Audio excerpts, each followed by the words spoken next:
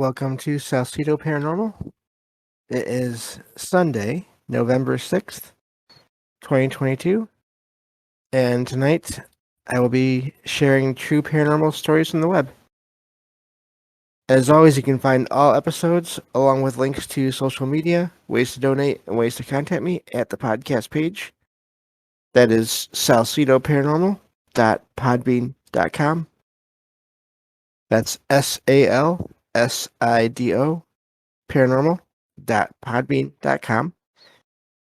And always happy to hear from you all, whether you have comments or questions or topic suggestions, or if you have stories of paranormal experiences, whether they're your own or from others that you trust. Happy to either read those or have you join me on the show sometime to talk about them. And so this is just a regular week here. We have the true stories tonight and Tuesday, paranormal news Monday and Thursday, and then another book review on Wednesday.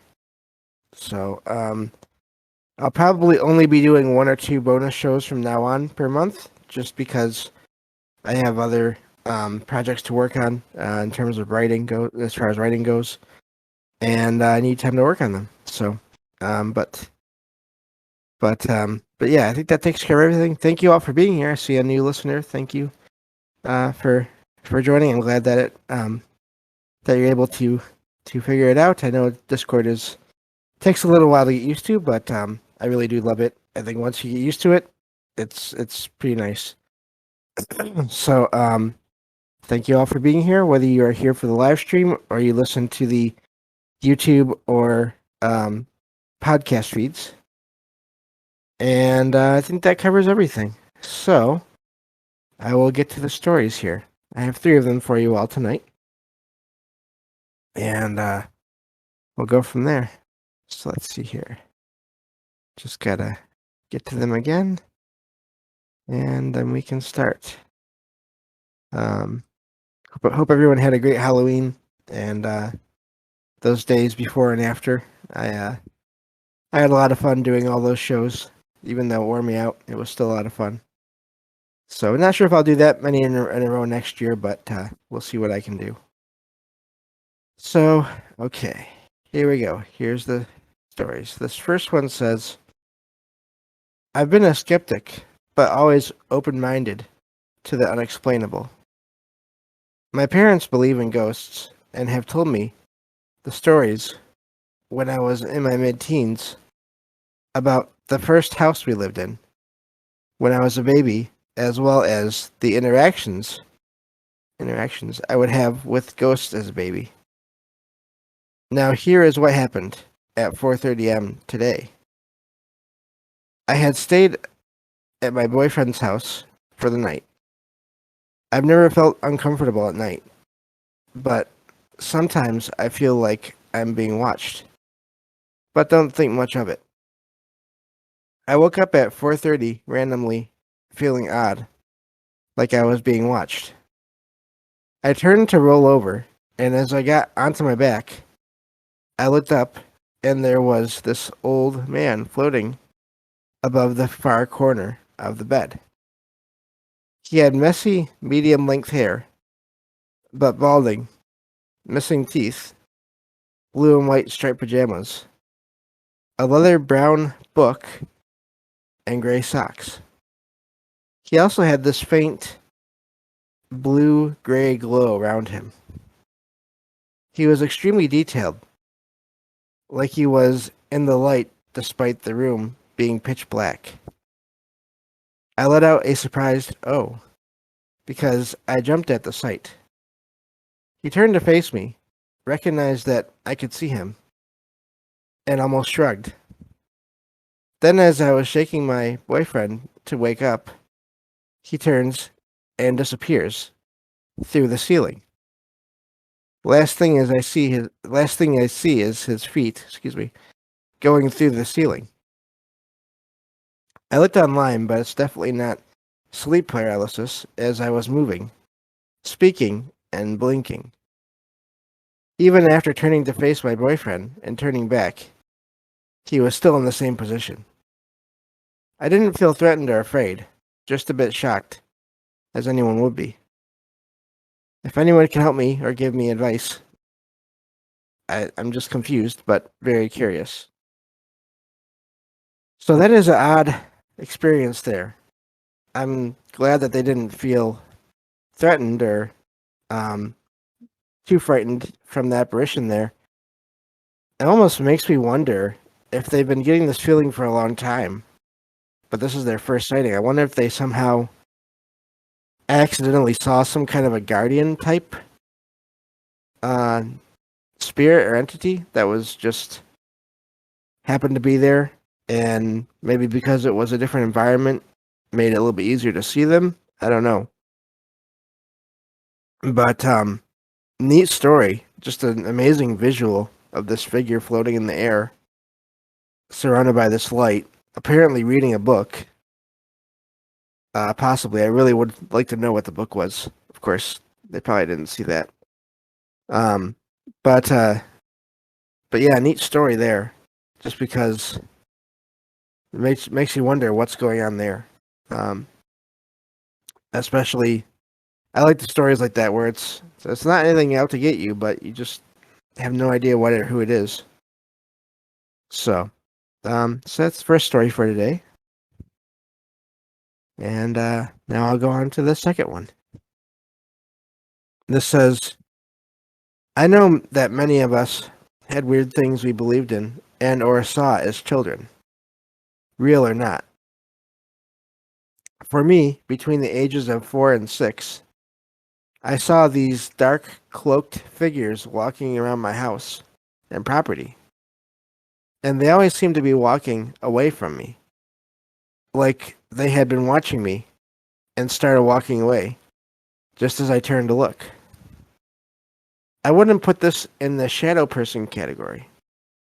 It very much looked like they were wearing a black hooded robe of some kind.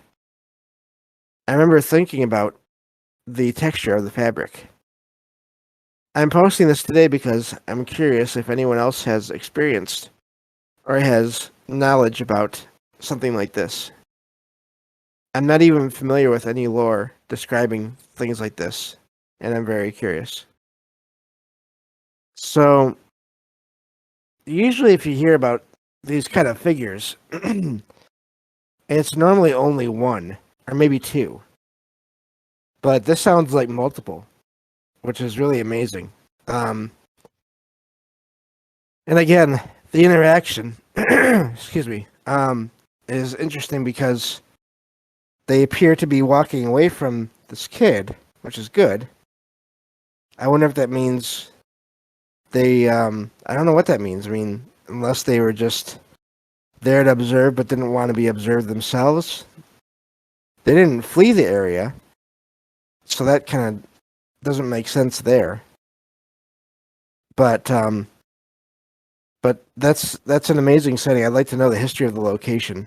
Um, but and I mean, I have heard of shadow figures that appear to be wearing cloaks, so I wonder how detailed these figures were in terms of did they have facial features or anything like that. That's the only problem with some of these stories is you get what you get, and there's no way to find out anything more.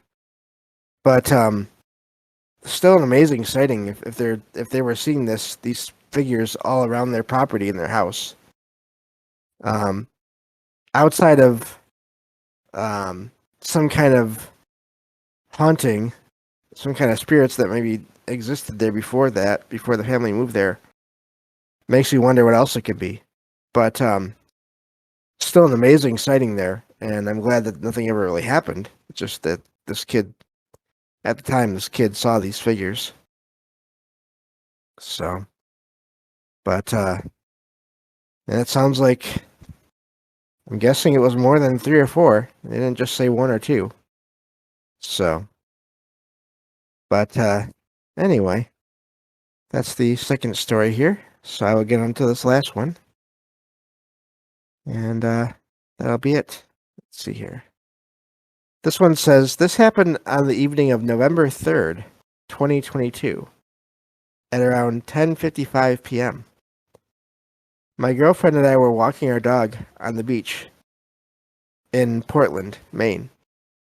She was using a flashlight and looking in tide pools for crabs and other aquatic life. I was throwing a glow in the dark ball down the beach for our dog to chase. Jupiter was very bright and easy to spot on this night, and I looked up at the sky to take in the beauty. The moon was to our west, over the land, so most of the visible stars were out over the ocean, east. As I looked up at the sky, I felt like I needed to look northwest, which is toward Portland. From my vantage point in the beach, there was about 50 feet. Oh, I lost my spot. Okay, there we go. 50 feet of beach, then a 10 to 15-foot ledge. On that ledge, there are multiple academic buildings for the local community college and some trees. I spotted a warm orange light above one of the academic buildings. I couldn't tell if it was stationary or moving before I saw it, but once I saw it, it began accelerating west at a high rate of speed. As its speed intensified, it created a rocket-like tail that glowed brighter and brighter, the bigger, the faster it went. The object moved completely parallel to the horizon, and after 2 seconds of acceleration, it disappeared. I tried to point the object out to my girlfriend, but by the time she looked where I indicated, it was gone. The object reminded me of a rocket launch, but we didn't hear any noise. I just remember thinking that I expected it to be more elusive if it was extraterrestrial, because this object was very easily seen in the sky. Does anyone have any encounters with similar, seemingly rocket-propelled UFOs, or does anyone have any other explanation? So, the key thing to me in this story, besides the sighting of the object, whatever it was itself, was that need, or that urge to look in that one direction. And because I know that, I've experienced that. And it's almost like a presence. I don't know how else to really describe it. And so I wonder what that was. Also, another odd thing, I feel like I've heard similar, or at least many stories of unexplained, let's say UFOs or UAP, however you want to call it these days, near industrial and or what do you call it? Academic locations. So that is an odd thing as well. But like I said, the most amazing thing to me is that maybe somehow this person sensed what was going to happen, or what was happening, and they were drawn to looking at it. But then the person they were with apparently was not. So, neat story there of a sighting of something that seemed to be moving pretty fast and then just gone, and it had an orange light to it. So that's a neat story there. And yeah, so that's basically all I have for tonight. Sometimes you find plenty of stories, other times you only find a few. But